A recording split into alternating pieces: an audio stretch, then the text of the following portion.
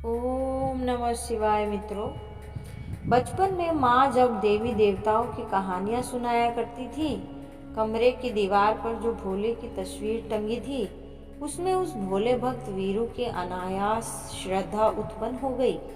पैरों से लाचार भगवान ही उसका सहारा था। जब बड़ा हुआ, तब तक उसके मन में भोले के प्रति एक दृढ़ता घर कर गई थी।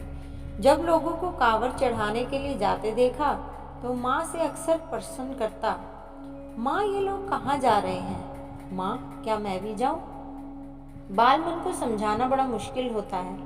तब माँ केवल एक ही बात कहती, बेटा, बड़ा होने पर माँ से अनुमति लेकर अपनी कांवर उठा कैलाश मंदिर की ओर भोले के दर्शन के लिए चल पड़ा। जय बम बम भोले का शांत भाव से नाद किए सड़क पर दंडवत होता मौन भाव से चुपचाप चला जा रहा था। सड़क और राह की बाधाएं उसको डिगा नहीं पा रही थीं। एक असीम भक्ति थी उसके भाव में। सावन के महीने में कैलाश का अपना महत्व है। भोले बाबा का पवित्रता स्थल है। यह भोले भक्त महीने भर निराहार रहता है। आस्था भी बड़ी अजीब चीज है ना। भूत सी सवार हो जाती है, कहीं से कहीं ले जाती है। पैरों में बजते घुंघरुओं की आवाज, कांवरियों का शोरगुल उसकी आस्था में अतिशय वृद्धि करता था।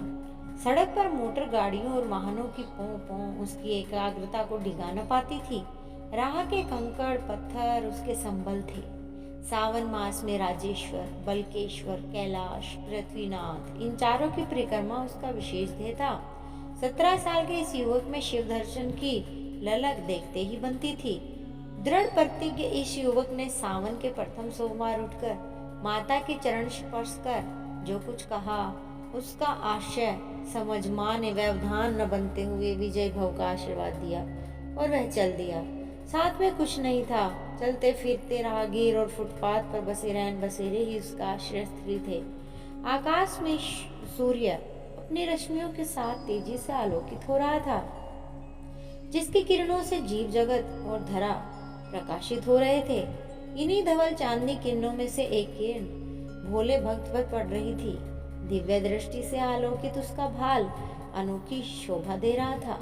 मगर भक्त इन सब बातों से बेखबर लगातार रोड साइड दंडवत होता हुआ भोले बाबा का नाम लिए चले जा रहा था। हर शाम ढलते ही उसे अपने आगोश में ले टेम्परेरी बिस्तर दे देती थी। चांद की चांद नश उसका वितान थी। आकाश में चमकते तारे पहरेदार थे। सब उसके मार्ग में साथ साथ थे। अंत में कैलाश मंदिर पहुंच उसने साष्टांग भोले को नमन किया। धन्यवाद।